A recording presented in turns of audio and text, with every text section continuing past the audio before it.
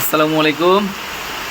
Finally আল্লাহ তাআলার অশেষ রহমত, শুরু থেকেই আজকে বৃষ্টি, এবং বৃষ্টির হওয়ার সঙ্গে সঙ্গে আমগুলার চেহারাটাই চেঞ্জ হয়ে গেছে।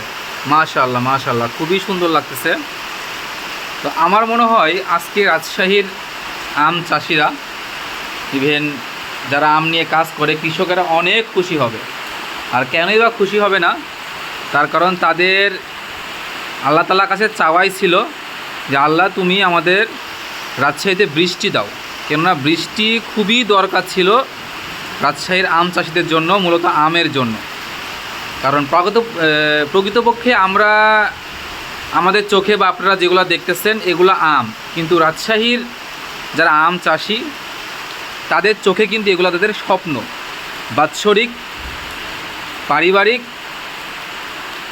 যেটাই বলো না কেন, খাদ্যের একটা যোগান। সারা বছর কিন্তু রাজশাহীর আম চাষিরা এই আম থেকেই কিন্তু সারা আয় করবে এবং সারা বছর এটা দিয়েই তাদের সংসার চলবে। এই জন্য রাজশাহীর আম চাষিরা আমকে তাদের সন্তানের মতো লালন পালন করে।